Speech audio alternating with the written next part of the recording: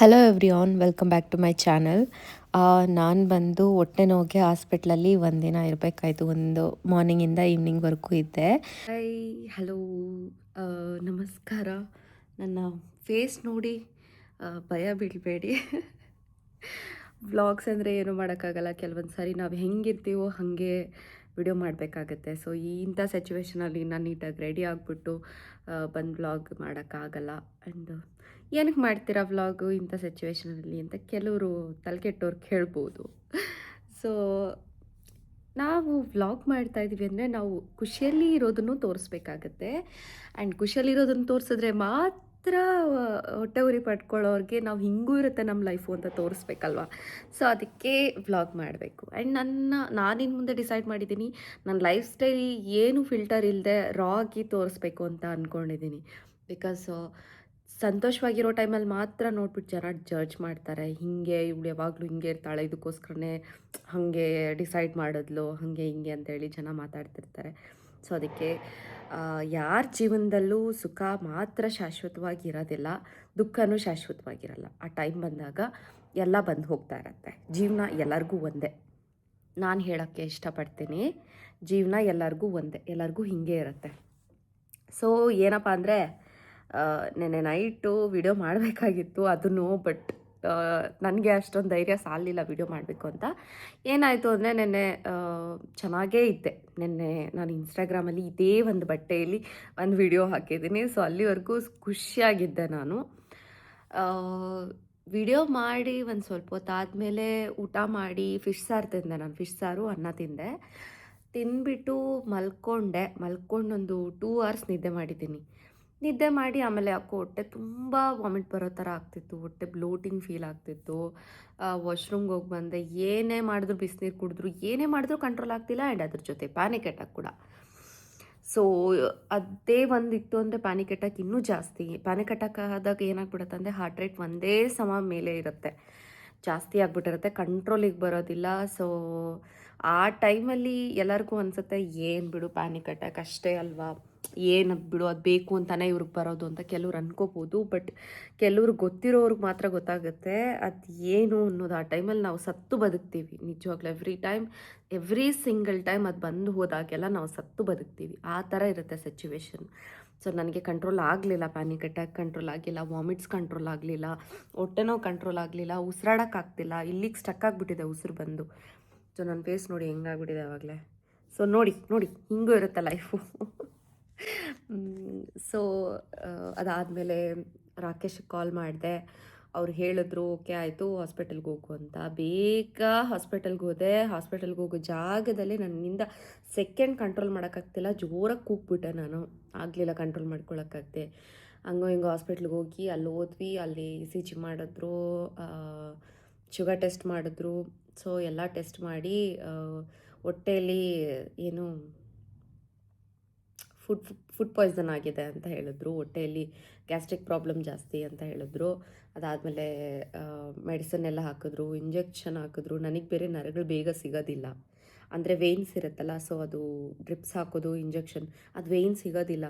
ಅದು ಬೇರೆ 3-4 ಜಾಗದಲ್ಲಿ ಚುಚ್ಚಿಬಿಟ್ರು ಅದನ್ನು. ಅದೊಂದು ಅರ್ಧ ಪೇಯ್ನು. ಮೈ ಗಾಡ್, ನೆನ್ನೆ ಸಿಚುವೇಶನ್ ಹಿಂಗಿತ್ತು ಗೊತ್ತಾ, ಎಷ್ಟು ಬ್ಯಾಡ್ ಆಗಿತ್ತು ಅಂದರೆ, ಹಿಂಗಿರೋದು ಹಿಂಗೆ ಆಗೋಯ್ತು ನೆನ್ನೆ. ಗೊತ್ತಿಲ್ಲ, ಸಮ್ ಟೈಮ್ ಆಗುತ್ತೆ. ಅದು ನನ್ನ ಲೈಫಲ್ಲಿ ನನಗೆ ಜಾಸ್ತಿ ಖುಷಿಯಾಗಿದ್ದೀನಿ ಅಂದರೆ ಏನಾದರೂ ಒಂದು ಅದರಿಂದ ಇದ್ದೇ ಇರುತ್ತೆ. ನಾನು ಪರ್ಸ್ನಲಿ ಎಕ್ಸ್ಪೀರಿಯನ್ಸ್ ಜಾಸ್ತಿ ಮಾಡಿದ್ದೀನಿ ಅದನ್ನು. ಸೊ ಓಕೆ ಆಯಿತು. ಅದಾದಮೇಲೆ ಸ್ಕ್ಯಾನಿಂಗ್ ಆಯಿತು. ಸ್ಕ್ಯಾನಿಂಗ್ ಆದಮೇಲೆ ಹೇಳಿದ್ರು ಏನು ಪ್ರಾಬ್ಲಮ್ ಇಲ್ಲ, ಹೆವಿ ಗ್ಯಾಸ್ಟ್ರಿಕ್ ಆಗಿದೆ, ಅದರಿಂದಾನೇ ಹಿಂಗೆ ಇದ್ದರೆ ಮತ್ತೆ ಬನ್ನಿ ಅಂತ ಹೇಳಿದ್ರು. ಸೊ ನಾವು ಡಿಸ್ಚಾರ್ಜ್ ಮಾಡಿಕೊಂಡು, ಅಂದರೆ ಅಡ್ಮಿಟ್ ಮಾಡ್ಕೋಬೇಕು ಅಂತ ಹೇಳಿಬಿಟ್ಟಿದ್ರು ಅವರು.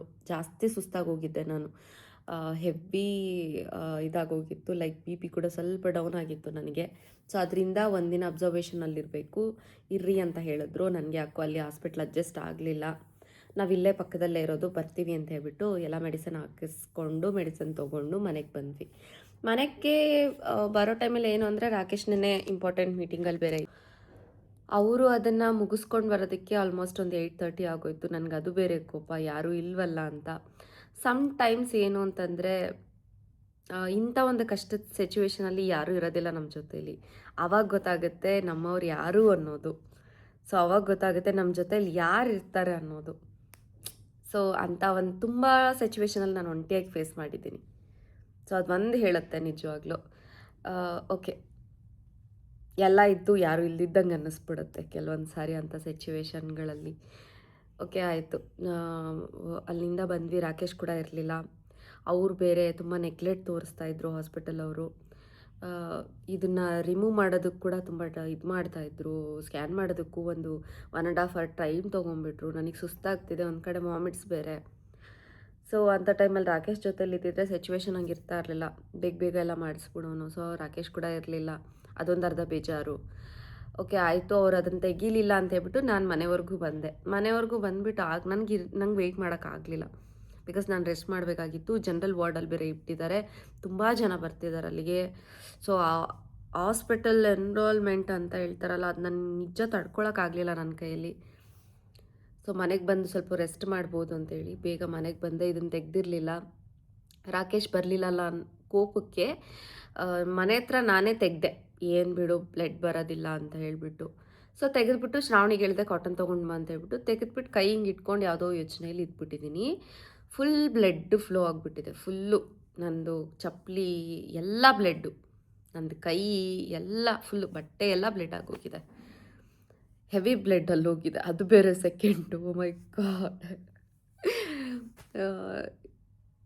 ಸರಿ ಆಯಿತು. ಅದಾದಮೇಲೆ ಆ ಬ್ಲಡ್ ನೋಡಿ ಇನ್ನೂ ಅರ್ಧ ತಲೆ ಸುತ್ತು ಬಂದುಬಿಡ್ತು ನನಗೆ. ಬೇಗ ರಕ್ತ ಹಾಕಿ ಬೇಗ ಅರಿಶಿನ ಪುಡಿ ಹಾಕ್ಬಿಟ್ಟು ಪ್ಲಾಸ್ಟರ್ ಹಾಕಿ ರಕ್ತ ನಿಲ್ತು, ಬ್ಲಡ್ ನಿಲ್ತು. ಸೊ ಓಕೆ ಆಯಿತು ಅಂತೇಳಿ ಅದನ್ನೆಲ್ಲ ಕ್ಲೀನ್ ಮಾಡಿ ಮನೆಗೆ ಬಂದು ರೆಸ್ಟ್ ಮಾಡಿದೆ. ಆಮೇಲೆ ರಾಕೇಶ್ ಬಂದರು. ಅವ್ರ ಮೇಲೆ ಒಂದೆರಡು ಕೂಗಾಡಿ ಟೈಮ್ಗಿರಲ್ಲ ನೀನು ನನ್ನ ಜೊತೆಯಲ್ಲಿ ಅಂತ ಹೇಳಿ.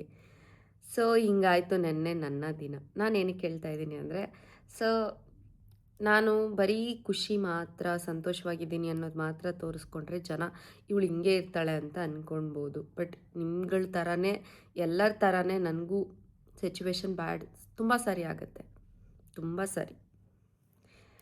ಸೊ ಹಿಂಗೆ ಇರ್ತಾರೆ ಅಂತ ಹೇಳಿ ಅಂದ್ಕೊಳಕ್ಕೆ ಹೋಗಬೇಡಿ. ಎಲ್ಲರ ಲೈಫಲ್ಲೂ ಕಷ್ಟ, ದುಃಖ, ನೋವು, ಅಳು, ಪೇಯ್ನು, ನೋವು ಎಲ್ಲ ಇರುತ್ತೆ. ಎಲ್ಲ ಈಕ್ವಲಾಗೇ ಇರುತ್ತೆ ಹೇಳಬೇಕು ಅಂತಂದರೆ. ಸೊ ಅದನ್ನು ಹೇಳಕ್ಕೆ ಹೊರಟಿದ್ದೀನಿ ಅಷ್ಟೇ. ಅದರಲ್ಲಿ ಬೇರೆ ನೆನ್ನೆ ಒಂದು ಕಾಮೆಂಟು ನಂಗೆ ಸಿಲ್ಲಿ ಅಂತ ಅನ್ನಿಸ್ತು. ಏನು ಮಾಡೋಕ್ಕಾಗಲ್ಲ, ಕೆಲವ್ರ ಮೈಂಡ್ಸೆಟ್ ಹಂಗಿರುತ್ತೆ. EMI ತೊಗೊಂಡಿದ್ದೀರಾ ನೀವು, EMI ತೊಗೊಂಡು ನಾನು ಇಲ್ಲಿವರೆಗೂ ತೊಗೊಂಡಿದ್ದು ಫೋನ್ಗಳೆಲ್ಲ EMIಲೇ ತೊಗೊಂಡಿರೋದು. ಆ EMI ಕಟ್ಟೋಕ್ಕೆ ಎಷ್ಟು ಕಷ್ಟಪಟ್ಟಿದ್ದೀನಿ ನಾನು ಸಿಂಗಲಾಗಿ ದುಡಿಯೋವಾಗ, ಅದು ನಾನು ತುಂಬ ನೋಡಿದ್ದೀನಿ ಬ್ರೋ. ಯಾರು ಆ ಕಮೆಂಟ್ ಮಾಡಿದ್ದೀರಾ. ಸೊ ಇವಾಗ ಏನೋ ನನಗಿದೆ ಅಂತ ನಾನು ಹೇಳ್ತಿಲ್ಲ, ನಾನು ಅದನ್ನು ನೋಡ್ಕೊಂಡು ಬಂದಿದ್ದೀನಿ. ಸೊ ನನ್ನ ಮೈಂಡ್ ಸೆಟ್ಟೇ ನಿಮಗೂ ಆ ಥರ ಒಂದು ಕಮೆಂಟ್ ಮಾಡಿಸಿದೆ. ತಪ್ಪೇನಿಲ್ಲ, ತುಂಬ ಜನ EMIಲಿ ತೊಗೊಳ್ತಾರೆ. ಏನು ಗೊತ್ತಾ, ಈ ಥರ ಒಂದೇ ಸರಿ ಪೇಮೆಂಟ್ ಮಾಡಿ ತೊಗೊಳೋದ್ರಲ್ಲಿ ಅಷ್ಟು ಖುಷಿ ಇಲ್ಲ. EMI ನಾವು ಕಷ್ಟಪಟ್ಟು ಕೂಡಿಟ್ಕೊಂಡಿರೋ ದುಡ್ಡಲ್ಲಿ ಡೌನ್ ಪೇಮೆಂಟ್ ಮಾಡಿ EMI ಕಷ್ಟಪಟ್ಟು ಕಟ್ತದೆ, ಅದು ಸ್ಪೆಷಲ್ ಆ್ಯಕ್ಚುಲಿ. ಬಟ್ ನಾನು ಅಷ್ಟು ಸ್ಪೆಷಲಾಗಿ ತೊಗೊಂಡಿಲ್ಲ. ಸೊ ಓಕೆ ಆಯಿತು. ನಾನು 2 ಸಾರಿ ಅವ್ರಿಗೆ ಹೇಳಿದೆ, ನಿಮ್ಗೆ ಇಷ್ಟ ಇಲ್ಲ ಅಂದರೆ ನೋಡಬೇಡಿ, ನಾಟ್ ಬಿಗ್ ಥಿಂಗ್ ಅಂತ ಹೇಳಿದ್ರು. ನನಗೆ ಬಿಗ್ ಥಿಂಗೆ, ನಾನು ಫಸ್ಟ್ ಟೈಮ್ ತೊಗೊಂಡಿರೋದಲ್ಲ. ಸೊ ಅದಕ್ಕೆ ನನಗೆ ಅದು ಬಿಗ್ ಥಿಂಗೆ, ಓಕೆನಾ. ಸೊ ತಪ್ಪಾಗಿ ತಿಳ್ಕೊಳ್ಬೇಡಿ. ಇಷ್ಟ ಇದ್ದರೆ ವಿಡಿಯೋ ನೋಡಿ, ಇಲ್ಲಾಂದರೆ ನೋಡೋಕ್ಕೆ ಹೋಗಬೇಡಿ. ಲೈಕ್ ಯಾರು ಕಮೆಂಟ್ ಮಾಡಿದಾರೋ ಅವರು. ಓಕೆ ಗಾಯ್ಸ್, ಇಷ್ಟ ಆಯಿತು ಪರಿಸ್ಥಿತಿ. ಸೊ ನೋಡೋಣ. ಈಗ ನನಗೆ ಸ್ವಲ್ಪ ಕಡಿಮೆ ಆಯಿತು, ಆದರೂ ಬೆಳಗ್ಗೆ 1-2 ಸಾರಿ ವಾಮಿಟ್ ಆಯಿತು. ಇನ್ನು ಹಾಸ್ಪಿಟ್ಲಿಗೆ ಹೋದರೆ ಏನಂದರೆ ಅದು ಹೆದರಿಸ್ತಾರೆ. ಗೊತ್ತಾಯ್ತು ನಂಗೆ ಬ್ಲಡ್ಡಲ್ಲಿ ಏನೂ ಇಲ್ಲ, ಸ್ಕ್ಯಾನಿಂಗಲ್ಲೂ ಏನೂ ಇಲ್ಲ ಅಂತ ಗೊತ್ತಾಯ್ತಲ್ವಾ. ಸೊ ಏನು ಪ್ರಾಬ್ಲಮ್ ಇಲ್ಲ. ನಾನು ಸ್ವಲ್ಪ ಮನೆಯಲ್ಲೇ ಹೀಲ್ ಮಾಡ್ಕೋಬೇಕು. ನಾನೊಂದು 2 ಮಂತ್ಸಿಂದ ಡಯಟ್ ಮಾಡಿಕೊಂಡು ಸ್ಟ್ರಿಕ್ಟಾಗಿದ್ನಲ್ಲ. ಸೊ ಇದ್ದಕ್ಕಿದ್ದಂಗೆ ನಾನು ಊಟ ಎಲ್ಲ ಚೇಂಜ್ ಆಯ್ತಲ್ಲ. ಸೊ ನನ್ನ ಒಂದು ಡೈಜೆಸ್ಟಿವ್ ಸಿಸ್ಟಮ್ಗೆ ಅದು ತೊಗೊಳೋಕ್ಕೆ ಬೇಕಲ್ವಾ ಪಾಪ. ಅದಕ್ಕೂ ಒಳ್ಳೆ ಐಟಮ್ ಕೊಟ್ಟು ಏಕ್ದಮ್ ಜಂಕು ಅದು ಇದು ಎಲ್ಲ ಕೊಟ್ಟರೆ ಇನ್ನೇನಾಗುತ್ತೆ ಹೇಳಿ, ನಮ್ಮ ಬಾಡಿ ಕೂಡ human body. So fine, already ಆದಷ್ಟು ಬೇಗ ನಾನು ನಾರ್ಮಲ್ ಆಗ್ತೀನಿ. ಈಗ ಕೂಡ ಆಗಿದ್ದೀನಿ. I am chill bro. Okay, evening ಎಲ್ಲಾದರೂ ಹೋಗೋಣ ಅಂತ ಹೇಳ್ತಿದ್ದಾರೆ. ನೋಡೋಣ, ಅದೇನಾದರೂ ಆದರೆ ಇದೇ ವ್ಲಾಗಲ್ಲಿ ಅಪ್ಡೇಟ್ ಕೊಡ್ತೀನಿ. Okay bye, love you, thank you. ಸಿಗ್ತೀನಿ ಆಮೇಲೆ. ಮಕ್ಕಳು ಸ್ಕೂಲ್ ಲಂಚ್ ಬಾಕ್ಸು ಕೊಟ್ಟು ಬರೋಕ್ಕೆ ಹೋಗ್ತಾಯಿದ್ದೀನಿ. ಅವ್ರು ಬೆಳಗ್ಗೆ ಬೇಗ ಹೋದರು, ನನಗೆ ಮೈ ಹುಷಾರಿರಲಿಲ್ಲ ಅಲ್ವಾ. ಸೊ ಅದಕ್ಕೆ ಕೊಟ್ಟು ಬರೋಕ್ಕೆ ಹೋಗ್ತಾಯಿದ್ದೀನಿ. Again same like vomit sensation ಥರನೇ ಆಗ್ತಾಯಿದೆ. ಮನೇಲಿರೋಕ್ಕೆ ಆಗ್ತಾಯಿಲ್ಲ. ಗಾಡ್ ಯಾವಾಗ ಕಡಿಮೆ ಆಗುತ್ತೋ ಇದು ಅನ್ನಿಸ್ತಾ ಇದೆ. ಸೊ ಇಂಥ ಇದರಲ್ಲೂ ಯಾರೂ ಇಲ್ಲ ಮಕ್ಕಳು ಬಾಕ್ಸ್ ಕೊಟ್ಟು ಬರೋಕ್ಕೆ. ಸೊ ಅವ್ರಿಗೆ ಊಟ ಆರ್ಡ್ರ್ ಮಾಡಿಬಿಟ್ಟು ಬಾಕ್ಸಿಗೆ ಹಾಕಿ ಕೊಟ್ಟು ಬರ್ತಾಯಿದ್ದೀನಿ ಹೋಗಿ. ಏನು ಮಾಡೋಕ್ಕಾಗಲ್ಲ, ರಾಕೇಶ್ ಅರ್ಜೆಂಟ್ ಇದೆ ಅಂತ ಹೋಗಿದ್ದಾರೆ. 1 o'clockಗೆಲ್ಲ ವಾಪಸ್ ಆಗ್ತೀನಿ ಅಂತ. ನೋಡೋಣ, ಅವರು ಕೆಲಸ ಮಾಡಬೇಕಲ್ವ. ನೆನ್ನೆ ಆಗಿರೋದಿದು ಇಷ್ಟು ನನ್ನ ಮೂರ್ಖತನದಿಂದ ಆಗಿರೋ ಅಷ್ಟೇ.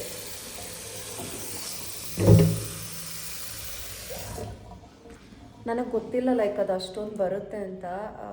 ನನಗೆ ಹಾಸ್ಪಿಟಲಲ್ಲಿ ಹೆಂಗಾಗಿತ್ತು ಅಂದರೆ ಅದನ್ನು ತೆಗಿಯೋದಕ್ಕೆ 2 hour ವೆಯ್ಟ್ ಮಾಡಿಸಿದ್ದಾರೆ.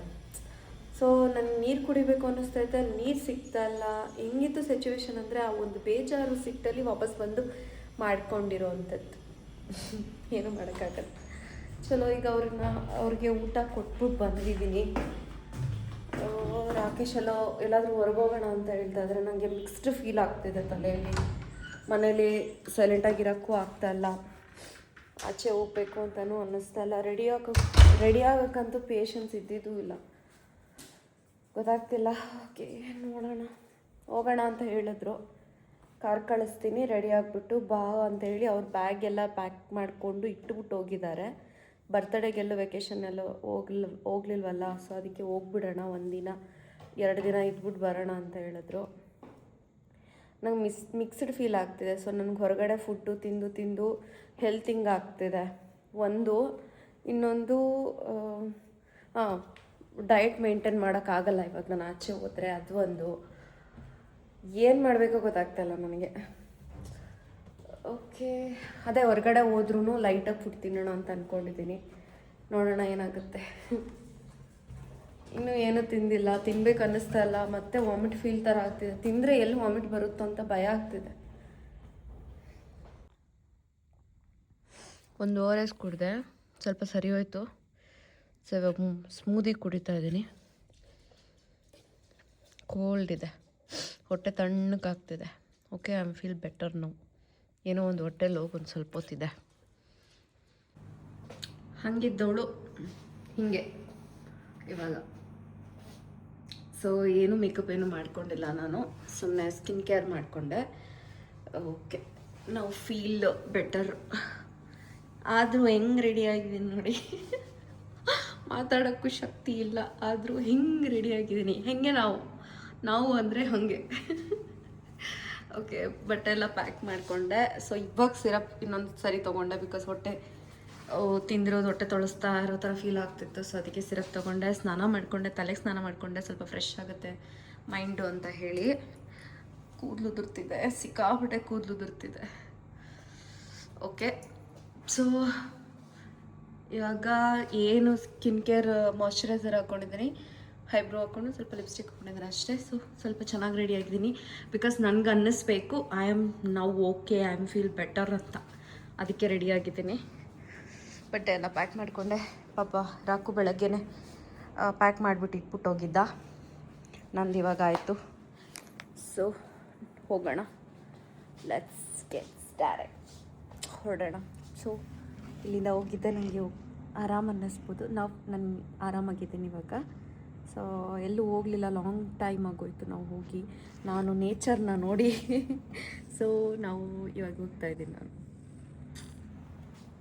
ಆದರೂ ಒಂದು ಪ್ಲೇಸಿಗೆ ಹೋಗಬೇಕು ಅಂತಂದರೆ ಎಷ್ಟು ಎತ್ತಿಟ್ಕೊಳ್ಳೋವಂಥ ಪರಿಸ್ಥಿತಿ ಅಂದರೆ, ಇನೋವಲ್ಲಿ ಹೋಗ್ತಾ ಇಲ್ಲ ಇವತ್ತು.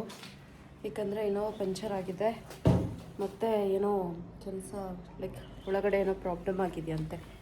ಸೊ ಅದಕ್ಕೆ ಸಣ್ಣ ಕಾರ್ ಬಿಟ್ಟು ಇನ್ನೊಂದು ಕಾರ್ ಯಾವುದೋ ತಂದಿದ್ದಾರೆ. ಸೊ ಇದರಲ್ಲಿ ಹೋಗ್ತಾಯಿದ್ದೀವಿ, ಎಟ್ಟಿಗ ಅಂತೆ. ಸೊ ಚಲೋ ಹೋಗೋಣ.